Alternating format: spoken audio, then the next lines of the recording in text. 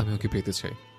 অর্টিতাকে পেতে চাই আমার জন্য, আরিয়ান খান হিসেবে, ভয়েস কিং শাওন হিসেবে নয়। রাফায়েল হতবাক, সামির তো হা করে তাকিয়ে আছে। মানে কি ভাই? এটা আবার কেমন কথা? ও আমাকে ভয়েস কিং ভেবে ভালোবেসেছিল, যা কেউ কখনো দেখেনি, কখনো ছুঁয়েও দেখেনি, কিন্তু তাও বিয়ে করতে চেয়েছিল। কথা বলতে বলতে তার চোখে যেন সেই পুরনো মুহূর্তগুলো জেগে উঠল। ইলার ছোট্ট মুখ, আবির মাখা হাত, মায়ের মার খেয়ে ভয়ে কুকড়ে যাওয়া শরীর, অবুঝ শিশুর মতো কান্না। কিন্তু আজকের ইলা আমাকে চেনে, আমার রাগ দেখে, আমার খারাপ ব্যবহার দেখে, আমার ঠান্ডা আচরণ দেখে। তারপরে ইলা যদি আমাকে ভালোবাসতে শেখে, তাহলে সেটা হবে আমার জয়, আমার নামের জয়, আমার ভালোবাসার জয়। কিন্তু ভাই, ও তো সারা জীবনের ভয়েস কিংকে খুঁজছে। যদি তুই না বলিস, ও কখনো জানবে না সত্যিটা, তুই আসলে সেই ভয়েস কিং। শাওন উদাস হেসে বলল, একদিন জানবে, হয়তো আমার কোলে মাথা রেখে ঘুমিয়ে থাকা অবস্থায়, হয়তো আমাকে বকা দিতে দিতে, হয়তো আমার সন্তানকে কোলে নিয়ে, হয়তো কোনো ঝগড়ার রাতে কাঁদতে কাঁদতে। কিন্তু আজ না, এখন এই মুহূর্তে না। আচ্ছা, এটা প্রেম নাকি নাটক? তো নিজের বউয়ের কাছেও রহস্য হয়ে থাকবে। কিন্তু ভাই, একটা কথা বলতে চাই। সামির হাসতে হাসতে বলল, তুই যদি চুপ থাকিস আর এই সত্যিটা যখন ভাবি নিজে থেকে জানবে, তখন তো ভাবি আনন্দে তোকে মেরেই ফেলবে। তিনজন একসাথে হেসে উঠল। হাসির মাঝে শাওনের চোখ ভিজে যায়। আবার রাফায়েল আরো কাছে এসে বলল, তুই যা করিস, কিন্তু একটা প্রতিশ্রুতিতে আর ওকে কষ্ট দিবি না। শাওন এবার এতটাই নরম হয়ে গেল যে তার গলা কেঁপে উঠল। আমি প্রতিশ্রুতি দিচ্ছি, ইলার চোখে আর কখনো কষ্টের পানি আসবে না। ও আর কখনো আমার জন্য কষ্ট পেয়ে কাঁদবে না। ওর মা যত কষ্ট দিয়েছে, আমি ওর উল্টোটা দেব। আমি তাকে সুখ দেব। আমি তাকে খুঁজে পেয়েছি, এবার তাকে হারাবো না। হঠাৎ বাতাসে একটু জোরে বলল চাঁদ। মেঘের আড়াল থেকে বেরিয়ে এলো তিন বন্ধু। চুপ। তারপর রাফায়েল ধীরে বলল, ঠিক আছে, তাহলে তুই সুন্দরভাবে শুরু কর, ভালোবাসা দিয়ে নিজের মতো করে। তারপর ওকে একদিন সত্যিটা বলবি, কিন্তু যেদিন বলবি আমাকে থাকতে দিবি। আমি দেখতে চাই ওর চোখের সে আনন্দটা। ঠিক আছে ভাই, সেদিন তুই সামনে দাঁড়িয়ে থাকবি, যেদিন আমি বলবো লিটল হার্ট, আমি তোমার ভয়েস কিং।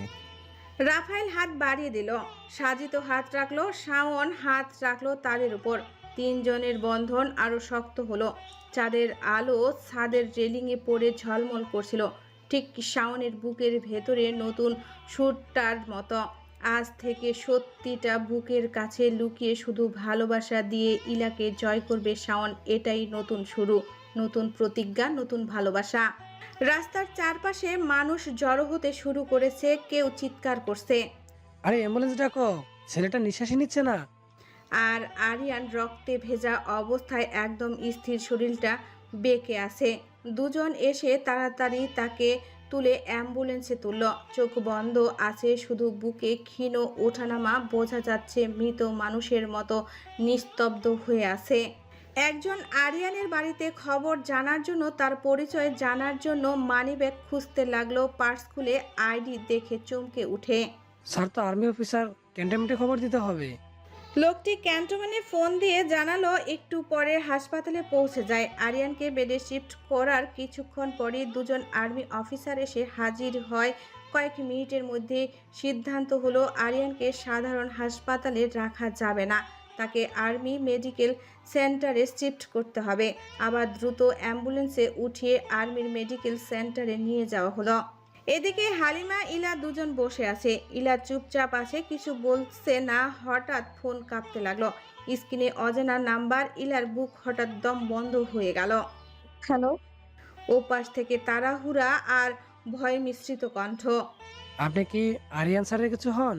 ওনার কল লিস্ট লাস্ট নাম্বার আপনার ছিল, লিটল হার্ট নামে সেভ করা। জি, বলুন প্লিজ।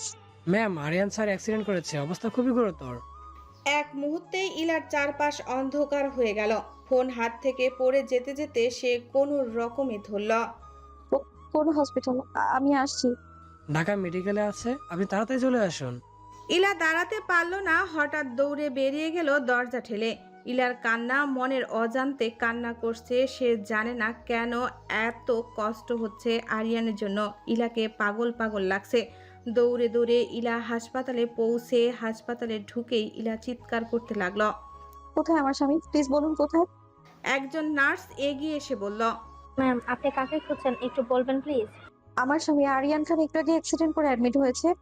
নার্স 1 সেকেন্ড চুপ করে গভীর শ্বাস নিয়ে বলল, আরিয়ান স্যারকে আর্মি মেডিকেল হেডকোয়ার্টারে শিফট করা হয়েছে ম্যাম। আমাকে তো বলা হলো তাকে এখানে আনা হয়েছে। নার্স নরম গলায় বলল, ম্যাম, উনি আর্মির স্পেশাল ইউনিটের একজন সিভিল। হাসপাতালে রাখা নিরাপদ না, আর অবস্থা খুব ক্রিটিক্যাল। ইলার পা কাঁপতে লাগলো। হালিমা তাড়াতাড়ি তাকে ধরে বলল, চল আমরা এখনই ওখানে যাব। কিভাবে অ্যাক্সিডেন্ট করলো, কিভাবে হলো এইসব? পাশে থাকা এক ভদ্রলোক যে ঘটনা দেখে পুলিশকে জানিয়েছিল আর আরিয়ানকে হাসপাতালে নিয়ে এসেছে, সে এগিয়ে এসে বলল, ম্যাম, একটা সাদা গাড়ি ইচ্ছে করেই বাইকটা ধাক্কা দেয়, তারপর পালায়। ইলার শরীর জমে গেল, চোখ অন্ধকার হয়ে গেল। উঠে দাঁড়িয়ে কাঁপা কণ্ঠে বলল, ওরা কে এমন শত্রু থাকতে পারে? Time speak. রিক্সা থামতেই সামনে উঁচু গেটটা যেন অচেনা অজানা কোনো পৃথিবীর দরজা। Army medical centre restricted area. ইলা দাঁড়িয়ে আছে, গেট বন্ধ। দুজন আর্মি অফিসার দাঁড়িয়ে মেডিকেল সেন্টারের গেটে কড়া পাহারায়। ইলা দৌড়ে গেটের সামনে গিয়ে চিৎকার করল, আমার স্বামী ভেতরে, আমায় ঢুকতে দিন, দয়া করে আমায় ঢুকতে দিন। সেনা গার্ড ঠান্ডা গলায় বলল, ম্যাম, আইডি ছাড়া প্রবেশ সম্ভব নয়। ইলা থতমত খেয়ে ব্যাগ থেকে আইডি বের করে দিল। হাত এতটাই কাঁপছে যে কার্ডটা দুবার পড়ে যাচ্ছিল। সেনা সদস্য কড়া চোখের সামনে পেছনে তাকালো। এটা সাধারণ হাসপাতাল নয়, এটা মিলিটারি সেকশন, যেখানে যে কেউ ঢুকতে পারে না। ম্যাডাম, এটা সিএমএইচ নয়, এখানে প্রবেশ করতে হলে অনুমোদন লাগে। যার কাছে আসছেন তিনি আপনাকে গেট পাস দিয়েছেন? ইলা মাথা নাড়ল, তার চোখের নিচ দিয়ে পানি ঝরছে। সে বুঝে গেছে আরিয়ান এখানে আছে, কিন্তু তার কাছে যেতে পারবে না।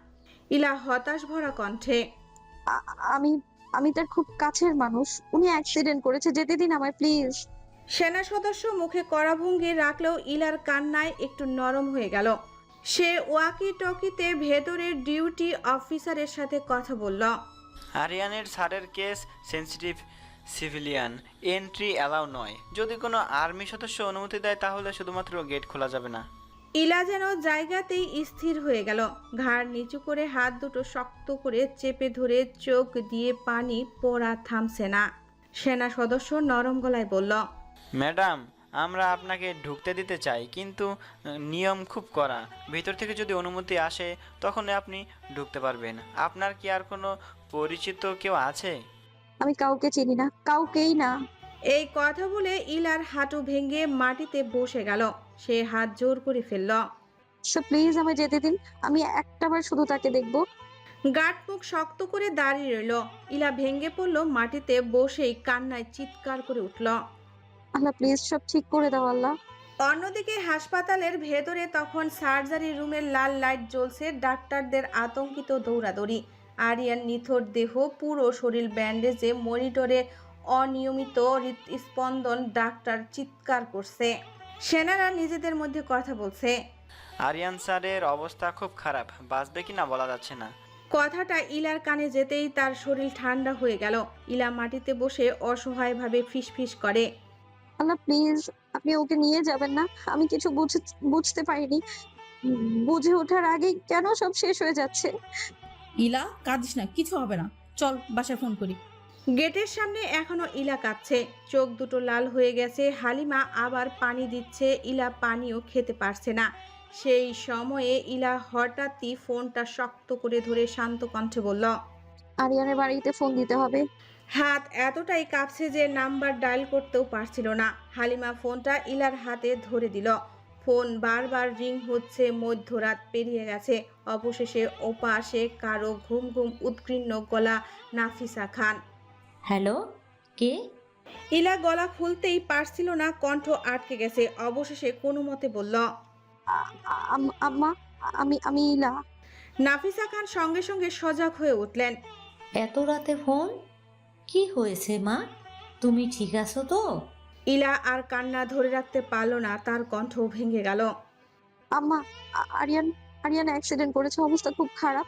ওকে আর্মি মেডিকেলে নেওয়া হয়েছে, আমাকে ঢুকতেও দিচ্ছে না। লাইন ওপাশে নিস্তব্ধতা। তারপর হঠাৎ একটা দম বন্ধ করা কান্নার শব্দ। নাফিসা খান চিৎকার করে তার স্বামীকে ডাকছে। ওঠো, আমাদের ছেলে, আমাদের ছেলে, কি হয়েছে? আমাদের ছেলে অ্যাক্সিডেন্ট করেছে। ইলা ভেঙে পড়েছে। ওকে ভিতরে ঢুকতে দিচ্ছে না। পাশ থেকে মেহেরাব খান ফোন ধরলেন। শান্ত হ মা, ডাক্তার কি বলেছে? ও শ্বাস নিচ্ছে তো? কিছু জানি না, ওরা কাউকে ঢুকতে দিচ্ছে না। ও পাশে মেহেরাব খানের গম্ভীর দম বন্ধ করা নিঃশ্বাস। এত রাতে রওনা দিলে সকাল ছাড়া পৌঁছাতে পারবো না মা। তুমি গেটের সামনে থাকো, ভেবো না, ওর কিচ্ছু হবে না। আমার ছেলে খুব শক্ত। কিন্তু কথার মাঝেই নাফিসা খানের কান্নার শব্দ। আমার ছেলেটা, ওর কি হয়েছে আল্লাহ? ইলা ফোনটা বুকে চেপে ধরলো, সে আর কথা বলতে পারলো না। হালিমা পুরো কাপা হাতে পরীর নাম্বার ডায়াল করলো। ফোন ধরতেই পরীর ঘুম ঘুম বিরক্ত গলা। হালিমা এটাতে কল কেন? পরি, আরেন ভাইয়া অ্যাক্সিডেন্ট করেছে, অবস্থা খুব খারাপ। কি? তোরা কোথায়? ইলা ঠিক আছে তো? আমরা আর্মি মেডিকেলের গেটে, কিন্তু ঢুকতে দিচ্ছে না। আমাদের আরিয়ান ভাইয়াকে, আল্লাহ ওকে বাঁচিয়ে দাও। অন্যদিকে ইলা ফোন দিল তার বাবাকে। হৃদস্পন্দন থেমে থেমে চলছে। হাসপাতালের গেটের আলোয় ইলার মুখ ফ্যাকাশে। সে কাঁপতে কাঁপতে বাবার নাম্বার চাপলো। দুবার রিং হতেই গভীর ভারী গলা। হিলামা, এত রাতে কল, কি হয়েছে? রাশেদ তালুকদার ফোন ধরার সাথে সাথে ইলা হাউমাউ করে কেঁদে উঠল। আব্বু, আরিয়ান আরিয়ান অ্যাক্সিডেন্ট করেছে আব্বু, আমি ঢুকতে পারছি না। রাশেদ তালুকদার প্রথমে নিস্তব্ধ, তারপর তিনি গম্ভীর ভারী কণ্ঠে বললেন, হিলা, কান্না থামাও, আমি ক্যান্টিনে ফোন দিচ্ছি, আর আমি এখনই বের হব। সকালের আলো ফুটতেই পৌঁছে যাব। তুমি গেটের সামনে থাকো, এক পাও নড়বে না। তুমি একা না, আমি আছি, আমি আসছি মা। এবার ইলা একদম শিশুর মতো কেঁদে ফেলল। আব্বু, আমি খুব ভয় পাচ্ছি। রাশেদ তালুকদারের গলা ভারী হয়ে গেল। আরিয়ান তোমাকে ছেড়ে কোথাও যাবে না, আল্লাহর উপর ভরসা রাখো, ভয় পাইও না। ইলামা, তুমি না আমার সাহসী মেয়ে? ইলা আর কিছু বলল না, ফোন কেটে গেল। ইলা গেটের সামনে বসে। রাত ৩টা। ইলা শুধু দোয়া করছে, প্লিজ আরিয়ান ফিরে এসো। হালিমা মাথায় হাত বুলিয়ে বলল, সকাল হলে সবাই চলে আসবে, তুই একা না। ইলা ধীরে মাথা নেড়ে ভাঙ্গা কণ্ঠে বলল, আমি এক মুহূর্ত ওকে ছাড়া থাকতে পারছি না হালিমা, খুব দেখতে ইচ্ছে করছে আমার। লিয়ান দূরে দাঁড়িয়ে ভেতর থেকে হাসপাতালের দিকে তাকিয়ে ঠান্ডা হাসি দিল। আরিয়ান, গুড বাই, এখন ইলা শুধু আমার। গেটের সামনে ইলা তখনও হাঁটু গেড়ে বসে। রাত কেটে ভোরের আলো ফুটতে শুরু করেছে। গার্ড পরিবর্তন হলো, কিন্তু ইলা নড়েনি একবারও। চোখ দুটো ফুলে লাল হয়ে গেছে। হালিমা পুরো রাত ধরে ইলার পাশে ছিল। হালিমার মাথায় ঘুরছে একটাই কথা, ইলা এমনভাবে কাঁদছে আরিয়ানের জন্য। ও তো নাকি ভাইয়াকে ভালোবাসে না, তাহলে কিসের টানে এত ভেঙে পড়েছে? সে ইলাকে কখনো কাউকে নিয়ে এত দিশাহারা হতে দেখেনি। হঠাৎ ভেতরের গেট থেকে গাড়ির শব্দ। একটা কালো টয়টা ক্রুজার গেটের সামনে থামলো। দুজন সশস্ত্র আর্মি অফিসার দরজা খুলে নামতেই গার্ডরা স্যালুট দিয়ে দাঁড়ালো। গাড়ির পেছনের দরজা খুলতেই বেরিয়ে এলো একজন লম্বা রাগী চেহারার অত্যন্ত হ্যান্ডসাম পুরুষ, আরিয়ানের ব্যাচমেট ক্যাপ্টেন সাজু খান। চোখে সানগ্লাস, গায়ের উপর ক্যামোফ্লেজ জ্যাকেট, মুখে রাগ জমাট হয়ে থাকা কড়া ভঙ্গি। সাজু গার্ডকে জিজ্ঞেস করল, কোন মেয়েটা সিভিলিয়ান পাস ছাড়া ভেতরে ঢুকতে জোর করেছিল? গার্ড একটু সংকোচ নিয়ে ইলার দিকে ইশারা করলো। ইলা ধীরে ধীরে মাথা তুলল। সাজু তার দিকে তাকিয়ে রইল কয়েক সেকেন্ড। ইলার চোখে চোখ, কান্না, ভাঙ্গা মুখ সবই দেখে নিল সে। হঠাৎ কঠোর গলায় বলল, আপনি আরিয়ানে কে হন? ইলা শব্দ খুঁজে পেল না। গলার ভেতর কাটা লেগে আছে যেন। আমি আমি আমি ওর খুব কাছের মানুষ, প্লিজ আমায় ভেতরে যেতে দিন। সাজু ঠান্ডা মুখে তাকিয়ে রইল এক মুহূর্ত, যেন অনন্ত সময় হয়ে গেল। হঠাৎ সাজু গম্ভীর কণ্ঠে বলল, গেট ওপেন করো, তিনি ভেতরে যাবে।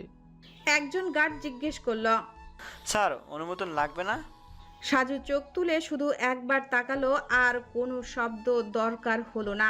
গেট ধীরে ধীরে খুলে গেল ভারী শব্দে। ইলার বুক কেঁপে উঠল। ইলা আর হালিমা ভেতরের দিকে হাঁটছে। সাজু তাদের সামনে সোজা শক্ত ভঙ্গিতে হাঁটছে। আকাশে হালকা কুয়াশা। সাজু ভবনগুলো সাদা সাদা চকচকে ক্লিন। দূরে ট্রেনিং গ্রাউন্ডে ভোরের প্যারেড চলছে। সব কিছু খুব সাজানো, খুব কঠোর। এই পরিবেশে ইলা আরো ছোট আর অসহায় হয়ে যাচ্ছে। সাজু থেমে রাজার মতো গম্ভীর গলায় বলল, তাকে হয়তো দেখা যাবে না, এখনো সার্জারি শেষ হয়নি, কিন্তু আপনি ভেতরে বসে থাকতে পারেন। ইলা মাথা নেড়ে স্যার শব্দটাও বলতে পারল না। রেড জোরে পৌঁছে ইলা দেখলো সার্জারি রুমের লাল লাইট এখনো জ্বলছে। বাইরে দুজন নার্স হতাশ মুখে কথা বলছে। বডি খুব damage, low blood pressure, high speed impact, ribs fracture. Ila শুনতে শুনতেই আবার কান্নায় ভেঙে পড়ল। হালিমা তাকিয়ে ভাবছে, এই মেয়েটা আরিয়ানকে এত ভালোবাসে, কিন্তু ওরা তো ইলা তো কিছুই বলেনি আগে এমন কিছু। সাজু ধীরে দাঁড়িয়ে ইলাকে দেখল। তার কঠিন চোখে প্রথমবার একটা নরম ভাব দেখা গেল। সামির নরম গলায় বলল, আপনি ভয় পাবেন না, আরিয়ান খুব স্ট্রং ছেলে, ওর কিচ্ছু হবে না। আমি ওকে দেখতে চাই, একটাবার, শুধু একটাবার। সাজু একটু থমকে গেল, তারপর ধীরে বলল, সার্জারি শেষ হলে আমি নিজে আপনাকে নিয়ে যাব। 1 ঘন্টা পরে সার্জারি রুমের লাইট নিভে গেল। দরজা খুলতেই কয়েকজন ডাক্তার বেরিয়ে এলো। সবার চেহারায় গুরুতর ক্লান্তি। সামির এগিয়ে গেল। How is he? ডাক্তার গভীর শ্বাস নিয়ে বলল, ক্রিটিক্যাল, কিন্তু আমরা স্টেবল করেছি। আগামী 24 ঘন্টা সবচেয়ে রিস্ক। ইলার মাথা ঘুরে গেল। সে সাজুর কাছে গিয়ে বলল, প্লিজ আমাকে নিয়ে যান, আমি দেখতে চাই। সাজু একটু চমকে গেল। একটা সিভিলিয়ান মেয়ে আরিয়ানের জন্য এত কান্না করছে, কে সে? সাজু নরম গলায় বলল, চলুন। ইলা যাওয়া শুরু করলো। হঠাৎ ইলাকে থামিয়ে দিয়ে সাজু বলল, আপনি ভিতরে যেতে পারবেন, কিন্তু মাত্র 1 মিনিটের জন্য। আইসিইউর কাছে আসতেই ইলার হৃদস্পন্দন বেড়ে গেল। গলার ভেতরে কাটা লেগে আছে এমন একটা অবস্থা। ইলা দরজা খুলল। ভেতরে ঢুকেই ইলা স্থির হয়ে গেল। আরিয়ানকে দেখে মনে হচ্ছে যেন যুদ্ধক্ষেত্র থেকে ফেরা আহত সৈনিক। মুখ ফ্যাকাশে, মাথা ব্যান্ডেজ, শরীর নীল কালশিটে, নাকের পাশে অক্সিজেন মাস্ক, বুকে মেশিনের তার। হার্ট মনিটরে টিকটিক শব্দ। ইলার বুক ভেঙে যাচ্ছে প্রতিটা শব্দে। ইলা কাছে গিয়ে ধীরে বলল, আপনি শুনেন, আমি এইখানে আছি, প্লিজ ফিরে আসুন, আপনার সব কথা শুনবো আমি। চোখ দিয়ে পানি পড়ছে। আরিয়ান শুনতে পাচ্ছে কিনা সেটাও জানা নেই।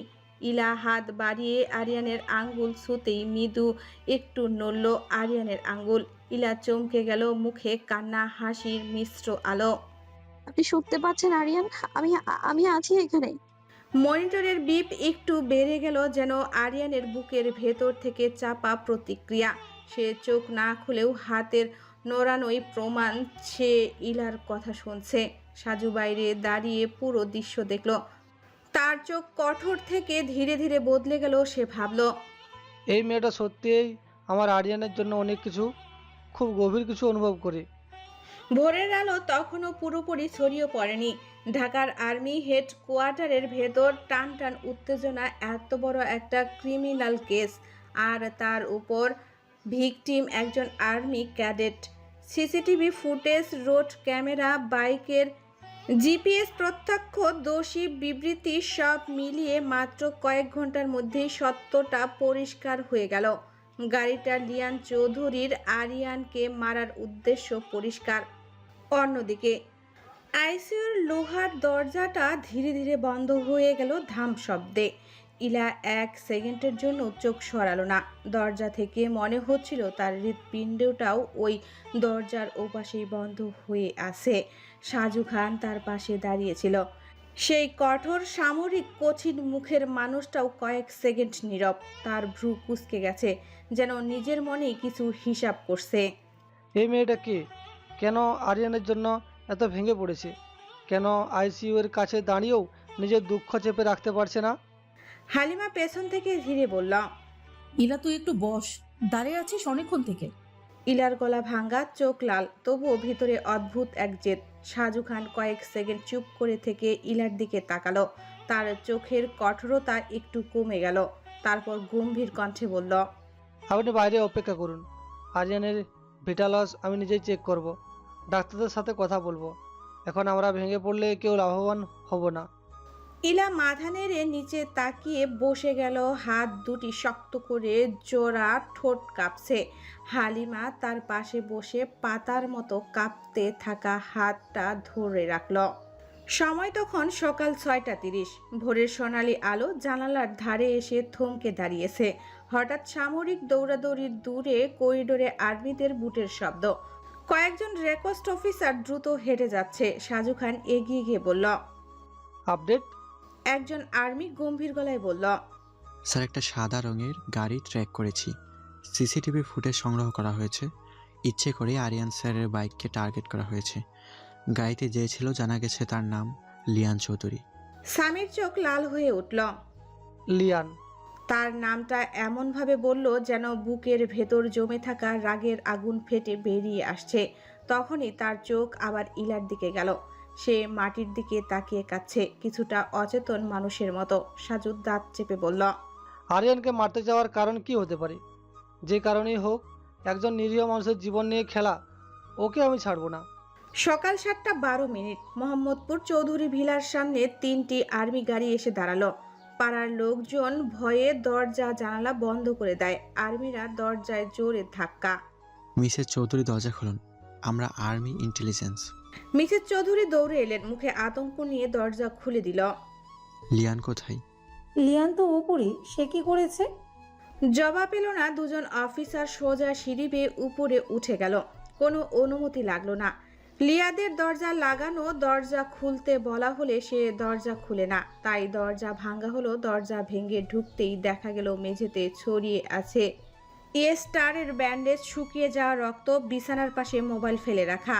আর লিয়ান দাঁড়িয়ে আছে জানালার সামনে, চোখ লাল, চোয়াল শক্ত হয়ে, মনে হচ্ছে মরিয়া হয়ে পালানোর পথ খুঁজছিল। একজন অফিসার চিৎকার করে বলল। লিয়ান চৌধুরী, হাত উপরে তুলুন, আপনি ধরা পড়ে গেছেন।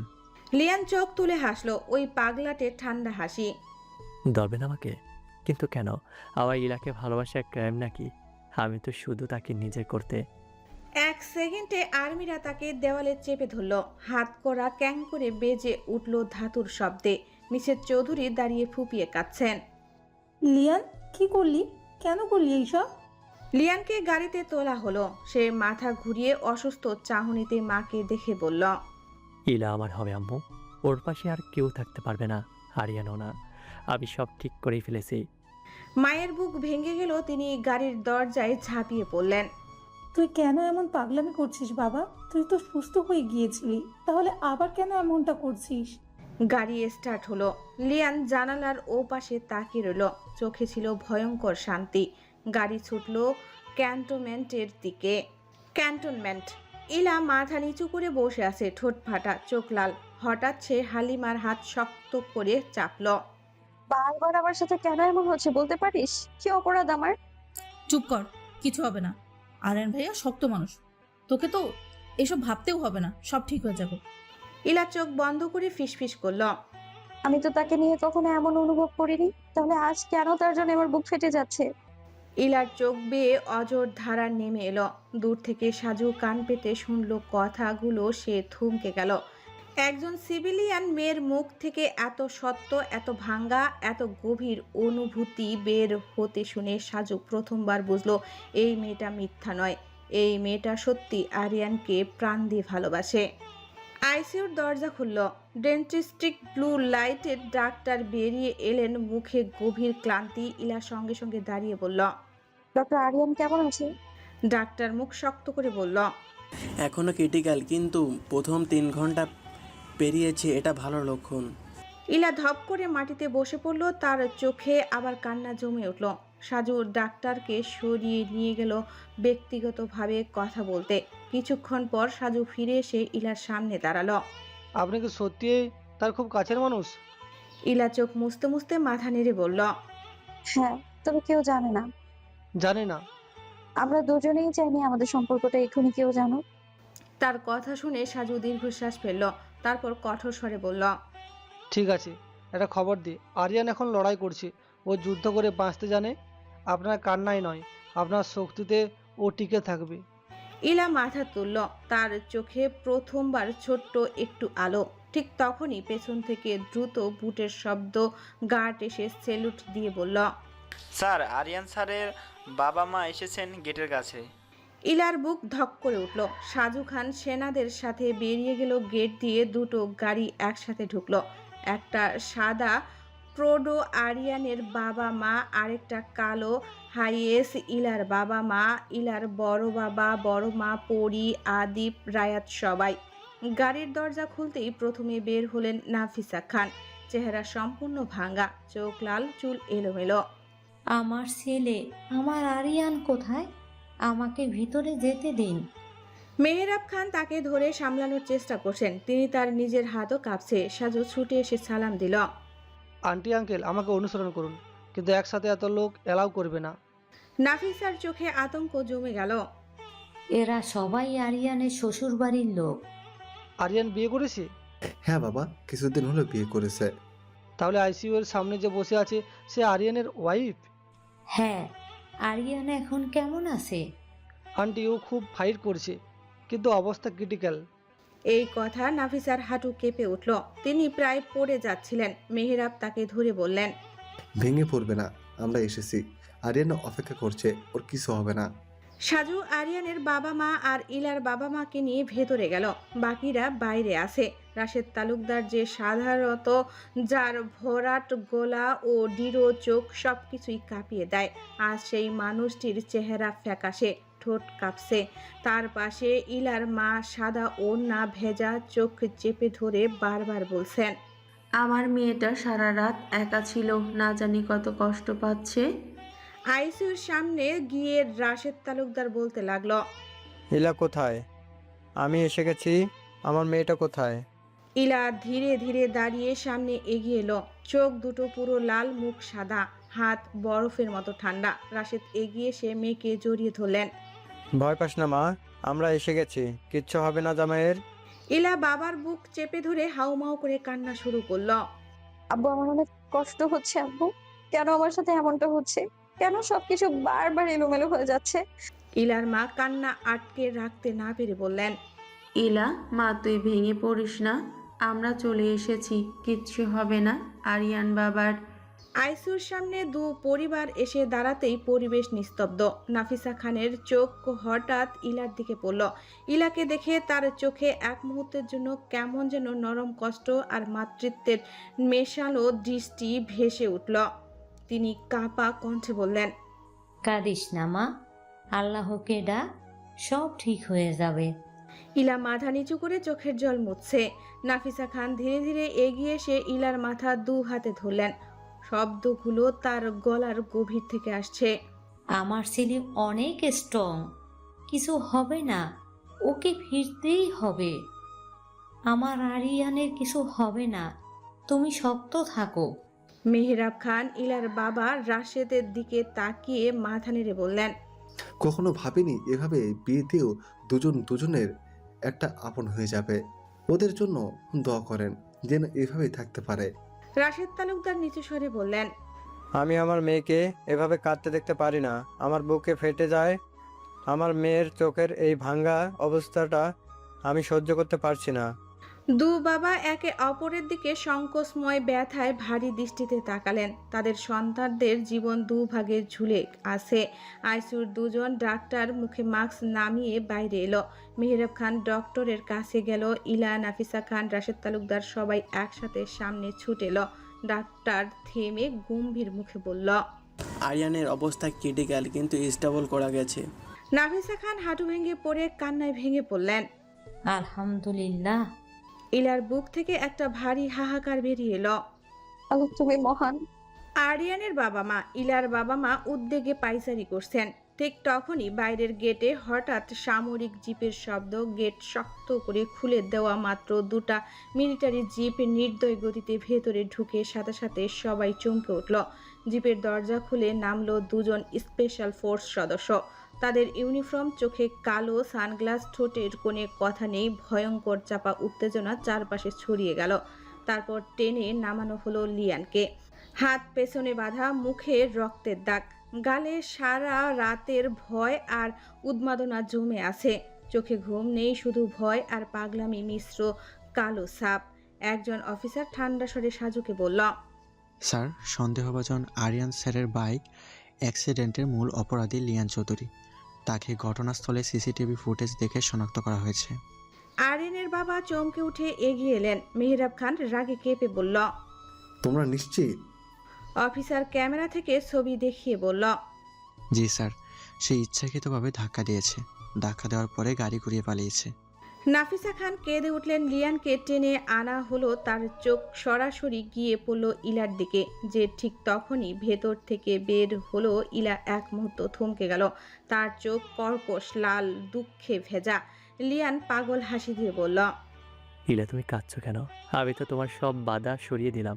আরিয়ান এখন ইলার বাবা রাশেদ তালুকদার সরাসরি এগিয়ে এসে লিয়ানের গালের উপর এমন একটা চড় মারলেন যাতে করে লিয়ানের মাথা ফিরিয়ে গেল। চারপাশে আর্মিরাও এক মুহূর্তের জন্য নিস্তব্ধ। রাশেদের চোখ লাল, গলা কাঁপছে।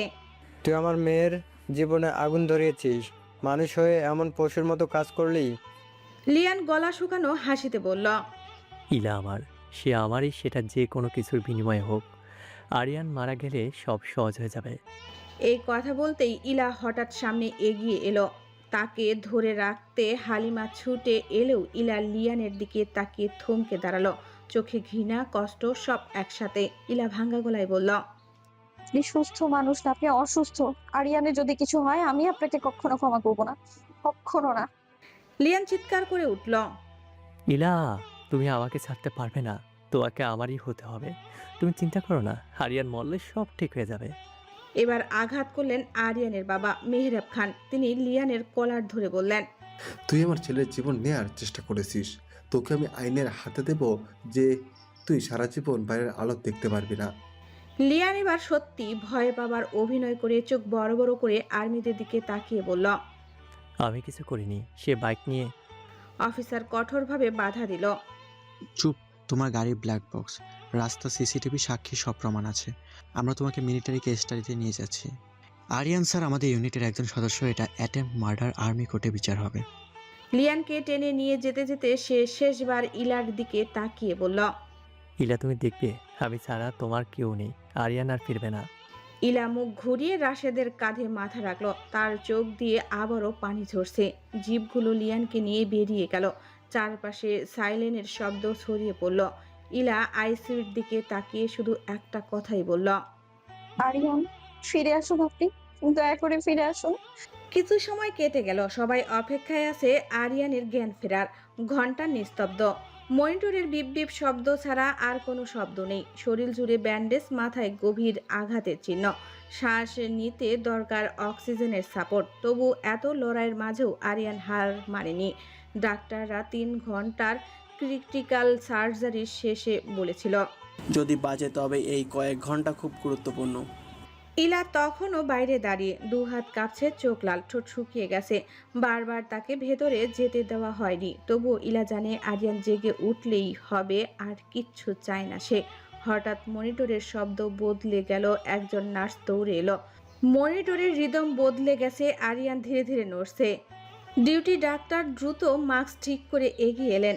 আরিয়ান চোখ খুলতে চেষ্টা করলো। কপালের মধ্যে আটকে থাকা ভারী অবসাদ, মাথার ভেতর তীব্র ব্যথা, ঠোঁট শুকিয়ে কাঠ, তারপর একটা ক্ষীণ নিঃশ্বাস। মাথা জোরে ব্যথায় ধুকপুক করলেও সে প্রথম যে নামটা খুঁজল। এলো ফোন। ডাক্তার এগিয়ে এসে বললেন, মিস্টার আরিয়ান, আপনি শুনতে পাচ্ছেন কোথাও ব্যথা লাগছে?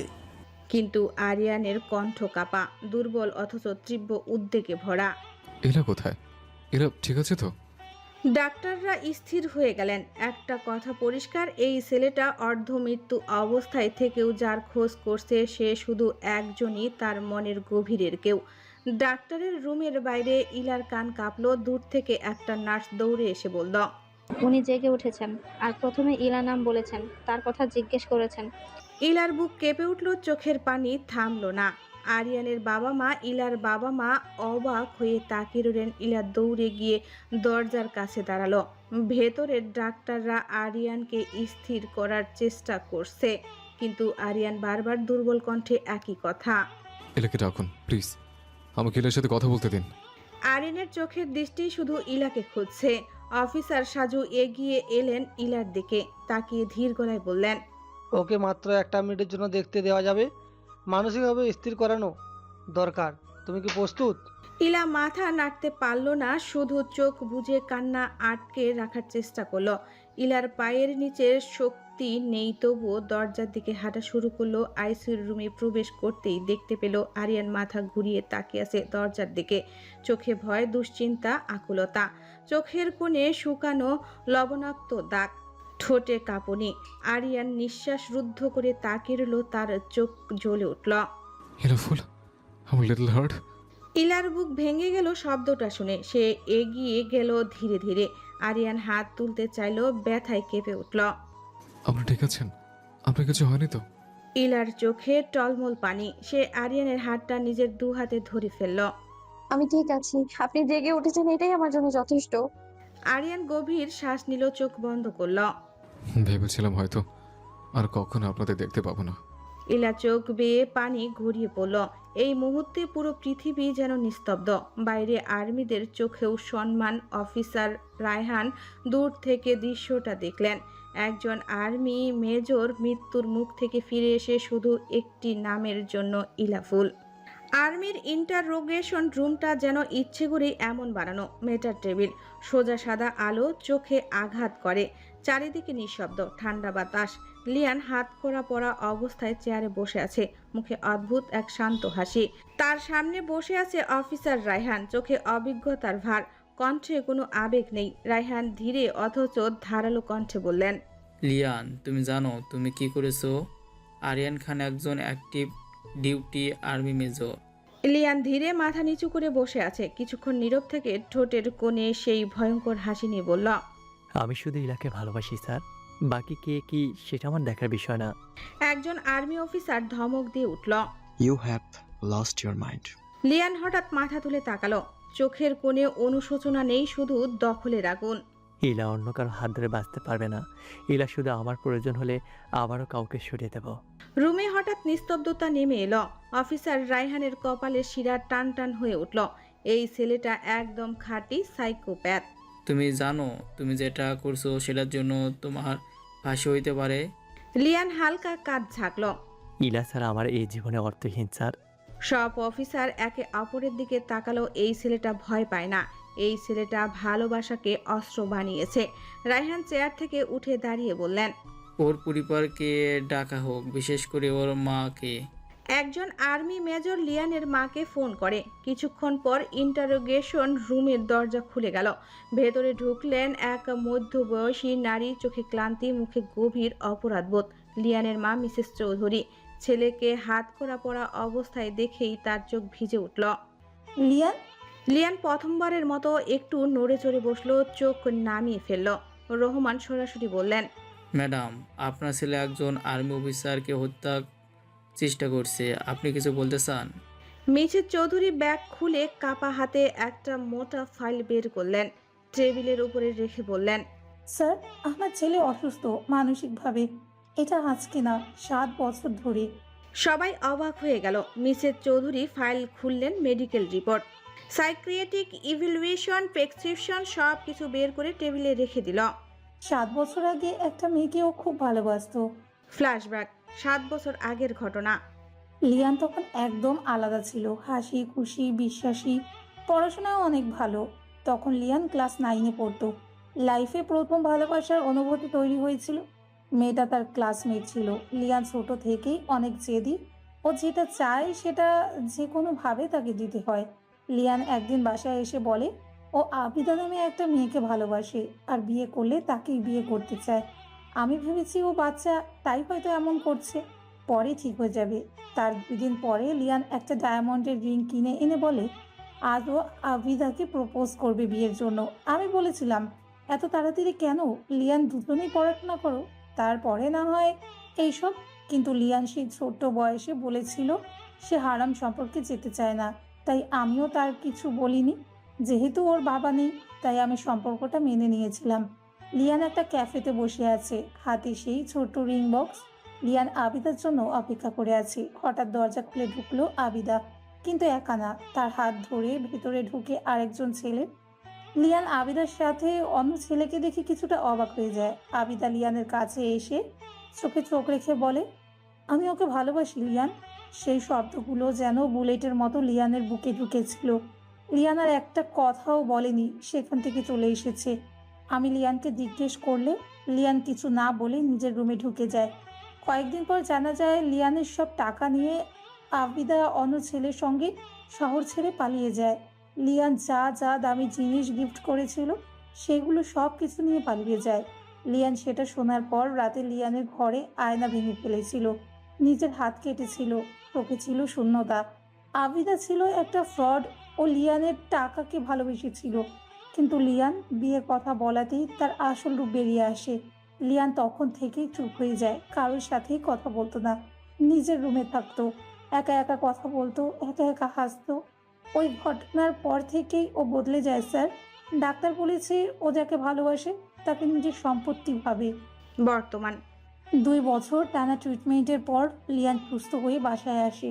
এরপর থেকে আমি লিয়ানের মধ্যে পরিবর্তন দেখেছি, কিন্তু কোনো হিংস্রতা দেখিনি। কিন্তু মাঝে মাঝে ও পাগলামি করে, কিন্তু কিছুদিন ধরে সিদ্ধুকা নামে কারোর জন্য অনেক পাগলামি করছে। রায়হান ফাইল উল্টাতে উল্টাতে গম্ভীর গলায় বললেন, কিন্তু অসুস্থতা কাউকে খুনের লাইসেন্স দেয় না মিসেস চৌধুরী। আমি খুনি না স্যার, আমি শুধু আমার জিনিস ফেরত চাই। আমি আমার ইলাকে ফেরত চাই। সবাই শিউরে উঠল। মিসেস চৌধুরী চোখ মুছলেন। স্যার, আমি অনুরোধ করছি ওকে চিকিৎসার সুযোগ দিন। জেলে দিলে ও আরো ভয়ঙ্কর হয়ে যাবে।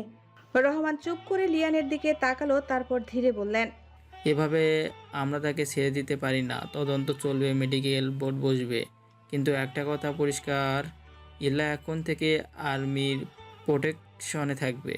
লিয়ানের চোখ হঠাৎ লাল হয়ে উঠল। রহমানের কথা শুনে লিয়ান ফিসফিস করে বলল, কেউ আমাকে ওর থেকে আলাদা করতে পারবে না, কেউ না। ক্যামেরার লাল আলো জ্বলছে, রেকর্ড হচ্ছে সব। লিয়ানের মা অনেক রিকোয়েস্ট করছে, কিন্তু কোনো কাজ হয়নি। শেষে রহমান মিসেস চৌধুরীকে জানালো এটা মেডিকেল বোর্ড, আর আরিয়ান সুস্থ না হওয়া পর্যন্ত বলা যাচ্ছে না আপাতত লিয়ান তাদের কাছে থাকবে। আর অন্যদিকে আইসিইউতে আরিয়ান মৃত্যুর সাথে লড়ছে। ইলা আরিয়ানের পাশে বসেছিল। আরিয়ান ইলার একটা আঙ্গুল শক্ত করে ধরে আছে। হঠাৎ ডাক্তার আর দুজন মিলিটারি অফিসার একসাথে ঢুকলো রুমে। তাদের মুখে আতঙ্ক, দুশ্চিন্তা আর হাজার প্রশ্ন। ইলা দাঁড়িয়ে গেল। ডাক্তার ভেতরে এসে, আপনাকে এখন বাইরে যেতে হবে। ইলা আরিয়ানের দিকে তাকিয়ে থাকলো। আরিয়ান ইশারায় বারবার বলছে না যেতে, কিন্তু ইলা আরিয়ানের থেকে বিদায় নিয়ে আইসিইউ থেকে বেরিয়ে আসলো। গেটের বাইরে সবাই দাঁড়িয়ে আছে। সাবিহা বেগম এগিয়ে এসে বলল, ইলামা, তুই ঠিক আছিস তো? মারে, আমার ছেলেটাও কেমন আছে? ডাক্তার বাইরে বের হয়ে এসে শান্তভাবে বলল, রোগীর অবস্থা এখন স্টেবল, কিন্তু তাকে একদম স্টেন্স না দেওয়াই জরুরি। রোগের সাথে একজন থাকতে পারবে শুধু।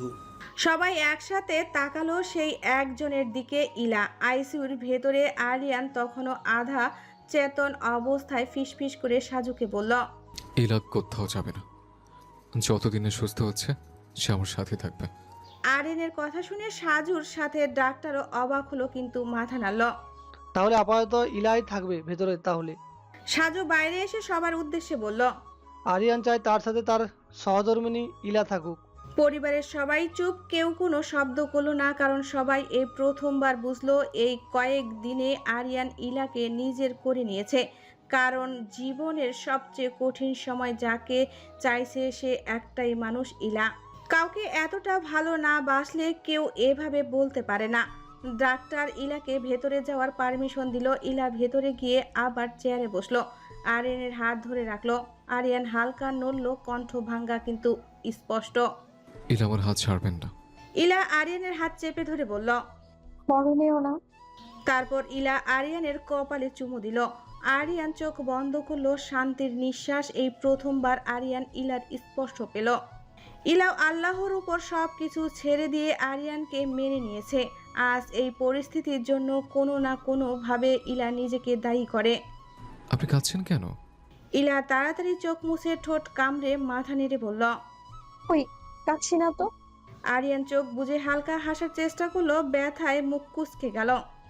মিথ্যে বলবেন না, আপনি কাঁদলে আমার বুকটা বেশি ব্যথা করবে।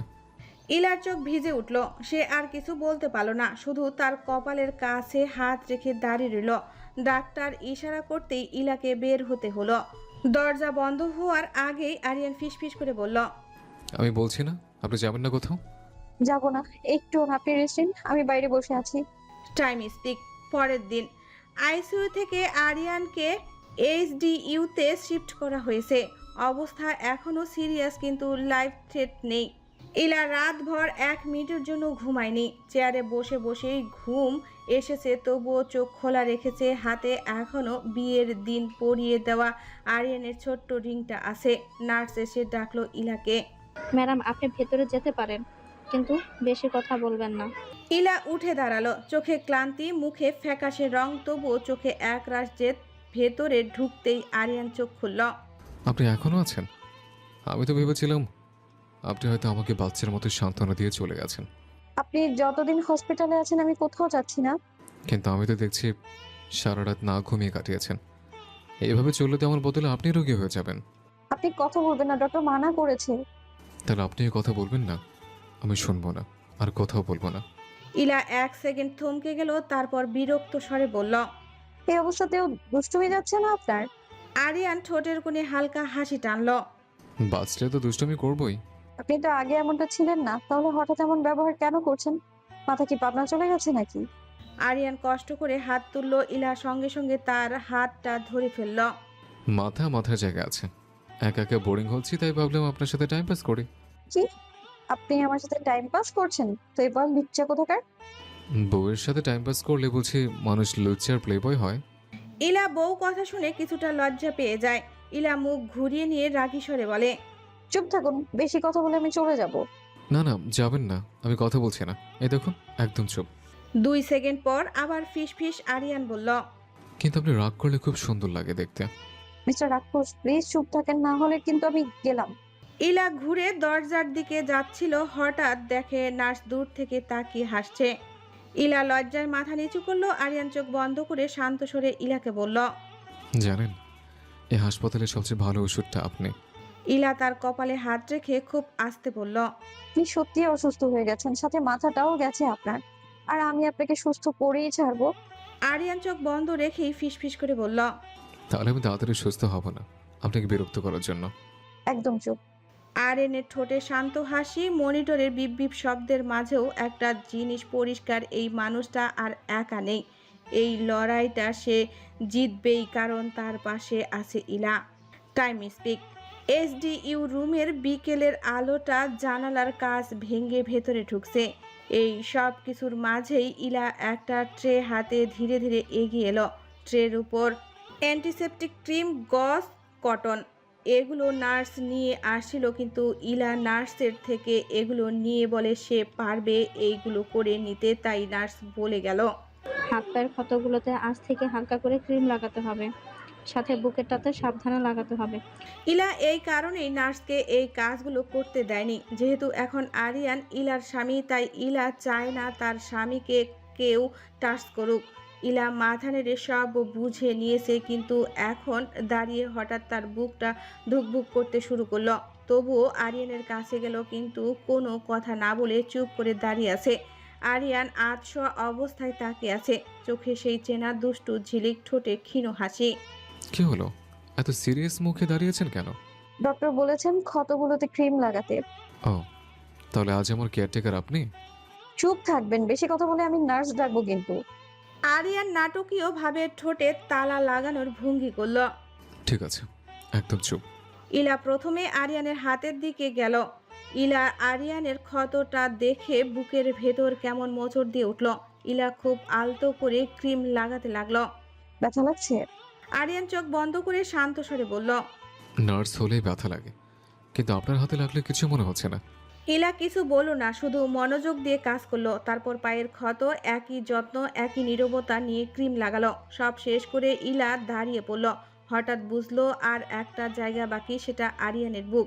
ইলা চুপ করে দাঁড়িয়ে রইল, চোখ তুলছে না, কথা বলছে না। আঙ্গুলগুলো অকারণে গজের কাপড় মুছড়ে যাচ্ছে। আরিয়ান ধীরে ধীরে চোখ খুলে তাকালো। কি হলো, এইভাবে দাঁড়িয়েছেন কেন? ইলা গলা খাকারি দিয়ে বলল, ওখানে মানে আপনার বুকে একটা ক্ষত আছে। ওটা লাগাবেন না?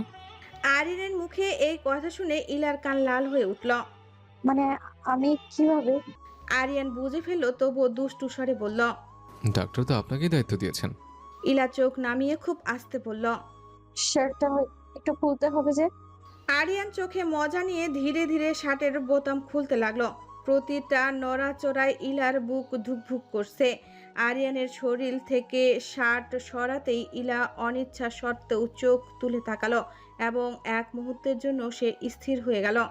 আর্মির নিয়মিত ট্রেনিং আর জিমে গড়া শরীর দেখে চওড়া কাত, বুক শক্ত, স্পষ্ট পেশি রেখা, ক্ষতের দাগ, তবুও সেই শরীরের ভেতর লুকানো শক্তি আর সাহস যেন চোখে পড়ছে। ইলা হঠাৎ চোখ নামিয়ে নিল। ইলার গাল লাল হয়ে গেছে, বুক কাঁপছে। আরিয়ান খুব শান্ত স্বরে বলল, ইরাফুল, এত লজ্জা কেন? ইলা রাগী স্বরে বলল, তাকাবেন না এভাবে আমার দিকে। কিন্তু আপনি তো তাকিয়ে ফেললেন আমার দিকে। ইলা কিছু না বলে কটনে ক্রিম নিল, হাত কাঁপছে। খুব আলতো করে আরিয়ানের বুকে ক্রিম লাগাতে লাগলো, যেন একটু বেশি চাপ পড়লেই সে ভেঙে যাবে। তার আঙ্গুলের স্পর্শে আরিয়ান চোখ বন্ধ করে ফেলল, নিঃশ্বাস একটু ভারী হয়ে এলো। আরিয়ানকে এভাবে দেখে ইলা ফিসফিস করে জিজ্ঞেস করল, ব্যথা লাগছে? আরিয়ান চোখ বন্ধ রেখেই বলল, না, অদ্ভুত শান্তি লাগছে। আরিয়ানের মুখে এমন কথা শুনে ইলা কাজ শেষ করে দ্রুত হাত সরিয়ে নিল। আরিয়ান চোখ খুলে তাকালো। ইরাফুল, আপনি জানেন যুদ্ধের পরে সৈনিকের সবচেয়ে বড় শক্তি কি? কি? একটা নির্ভরযোগ্য হাত, যে হাতটা তাকে আবার বাঁচতে শেখায়। ইলার চোখ ভিজে উঠল। সে আর কিছু বলল না, শুধু শার্টটা এগিয়ে দিল। আরিয়ান শার্ট পরতে পরতে মৃদু হাসল। যদি আমি সুস্থ হয়ে যাই, তার পুরো কৃতিত্ব আপনার। আপনি সুস্থ হবেন, আমি থাকতে আপনাকে কিচ্ছু হতে দেব না। আমি আপনাকে সুস্থ করেই ছাড়ব। এইচডিইউ রুমের বাতাসে তখন শুধু মনিটরের শব্দ নয়, দুটার হৃদয়ের নীরব প্রতিজ্ঞাও ভেসে বেড়াচ্ছে। টাইম স্টিক 1 মাস পরে। 1 মাসের ভেতর অনেকটা বদলে গেছে সবকিছু। এইচডিইউ থেকে এখন আরিয়ান সাধারণ কেবিনে। আরিয়ান এখন হাঁটতে পারে, কথা বলতে পারে, শুধু শরীরটা এখনো দুর্বল। বুকের ক্ষত শোকাচ্ছে আস্তে আস্তে, হাত পায়ের দাগগুলো হালকা হয়ে এসেছে। আর সবচেয়ে বড় পরিবর্তন, দুজন দুজনের অনেকটা কাছে চলে এসেছে, কিন্তু কেউ কাউকে মনের ভাব প্রকাশ করেনি। ইলা এই 1 মাসে নিজের অজান্তেই আরিয়ানের অভ্যাস হয়ে গেছে। ঔষধের সময় মনে করানো, খাওয়া, খাইয়ে দেওয়া, সব কিছুতেই যেন সে স্বাভাবিকভাবে স্ত্রী হয়ে উঠেছে। আরিয়ান বেডে আধশোয়া অবস্থায় জানালার দিকে তাকিয়ে আছে। ইলা পাশের চেয়ারে বসে ফল কেটে দিচ্ছে। হঠাৎ আরিয়ান চোখ ঘুরিয়ে তাকালো, ঠোঁটের কোণে দুষ্টু হাসি। এই যে ম্যাডাম, 1 মাসে আমার দিকে তাকানোর স্টাইলটা বেশ বদলে গেছে কিন্তু আপনার। বেশি কথা বলবেন না, ডক্টর নিষেধ করেছে না বেশি কথা বলতে। এই 1 মাসে কতবার এই কথা বলবো? ডাক্তার কথা বলতে বারণ করেছে, কিন্তু ডাক্তার তো এটা বলেনি যে আপনার দিকে তাকালে হার্টবিট বেড়ে যাবে। ইলা থমকে গেল। ফল কাটার ছুরিটা একটু কেঁপে উঠল। আপনি আবার শুরু করলেন? শুরুতে সেদিন হয়েছিল, যেদিন আপনার সাথে প্রথম দেখা হয়েছিল। কি ফ্লার্টিং বাস ছেলেরা বাবা! প্রথম দিনে দেখে নাকি জোরে একটা থাপ্পড় মেরে দিয়েছেন? কথাটা বলে ইলা মাথা নামিয়ে নিল। চোখে একরাশ ভয়, লজ্জা আর অদ্ভুত টান। ইলা এখনো পুরোপুরি স্বস্তিতে নেই, কারণ আরিয়ান তাকে ভালোবাসে এটা সে বুঝে গেছে। কিন্তু এই ভালোবাসা এত গভীর, এত আগ্রাসী যেন মাঝে মাঝে সে নিজেই ভয় পেয়ে যায়। আরিয়ান হঠাৎ হাত বাড়িয়ে ইলার আঙ্গুলে টোকা দিল। এই যে, এত সিরিয়াস কেন? আমি তো এখনো ঠিক মতো হাঁটতেও পারি না। ভয় পাওয়ার কিছু নেই। ইলা মনে মনে বলল, ভয়টা আপনার শরীর নিয়ে না, আপনার চোখ নিয়ে। আরিয়ান এক মুহূর্ত চুপ করে গেল, তারপর ধীরে বলল, এখন এই চোখেই তো আপনার বেঁচে থাকার কারণ। ইলা আর কিছু বলল না। ঠিক তখনই দরজায় নক। ভেতরে ঢুকলেন সাজু আর অফিসার রায়হান, দুজনের হাতেই ফাইল। রায়হান হালকা হাসি দিয়ে বললেন, মেজর আরিয়ান খান শাহ। আরিয়ান ইশারা করে বাকিটা বলতে না দিয়ে চুপ করিয়ে দিল। মিলিটারি সবাই কম বেশি ইশারা ভালো করে বুঝে, তাই আরিয়ান বলার সাথে সাথে রায়হান আর কিছু বলল না। আরিয়ান মেডিকেল বোর্ডের সিদ্ধান্ত এসেছে।